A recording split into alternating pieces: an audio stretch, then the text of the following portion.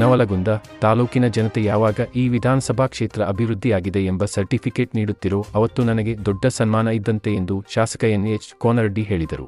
ಅವರು ತಾಲೂಕಿನ ನಾಗನೂರು ಗ್ರಾಮದ ಹಜರತ್ ರಾಜಭಕ್ಷ ರಬಿ ಫಾತಿಮಾ ಅಮ್ಮನವರ ದರ್ಗಾದ ನೂತನ ಗುಂಬಜಿನ ಕಟ್ಟಡ ಉದ್ಘಾಟನೆಯನ್ನು ನೆರವೇರಿಸಿ ಮಾತನಾಡಿದರು.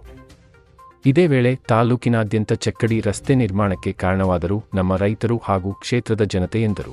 ಜೆಎಸ್ಕೆ ಕನ್ನಡ ನ್ಯೂಸ್ ನವಲಗುಂದ.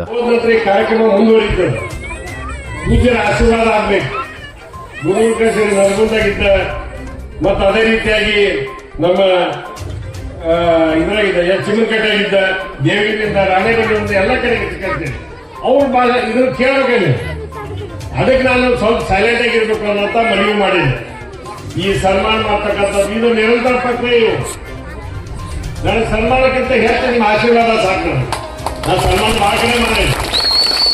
ಆದ್ರೆ ಇನ್ನು ಎಲ್ಲಿ ಸಮಾಧಾನ ಅಂದ್ರೆ ಇಡೀ ನವಲಗುಂದ ವಿಧಾನಸಭಾ ಕ್ಷೇತ್ರ ಡೆವಲಪ್ಮೆಂಟ್ ಆಗೈತಂತೆ ನೀವು ನಮಗೆ ಸರ್ಟಿಫಿಕೇಟ್ ಕೊಡ್ಬೇಕು. ಅವಾಗ ನಮ್ಮ ಸಮಾಧಾನ. ಇವತ್ತು ಚಕ್ಡಿ ರಸ್ತೆ ಮಾಡಿದ್ರು ನಮ್ಮ ಕ್ಷೇತ್ರದಲ್ಲಿ. ಇಡೀ ರಾಜ್ಯದಲ್ಲಿ ಯಾರು ಮಾಡೋಕ್ಕಾಗಿಲ್ಲ.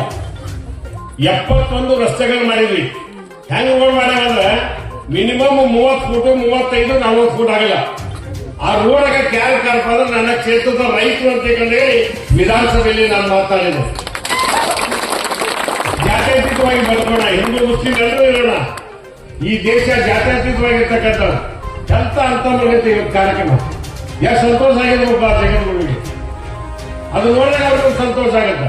ಅಂತ ಕಾರ್ಯಕ್ರಮ ವಿಶೇಷವಾಗಿ ನನ್ನ ಅನುಭವದಲ್ಲಿ ಒಂದು ಅನಿಗಿರಿ ಅನ್ಬೋದು, ಒಂದು ನಾಗನೂರು ಅನ್ಬೋದು, ಒಂದು ಹುಬ್ಬಳ್ಳಿ ತಾಲೂಕು ಕುಸುಗಲ್ ಅನ್ಬೋದು. ಇಂಥ 4-5 ಊರೊಳಗೆ ನಾಗನೂರು ಕೂಡ ಒಂದು ಭಾವೈಕ್ಯತೆ ಕೇಂದ್ರ ಅಂತ ಹೇಳಿ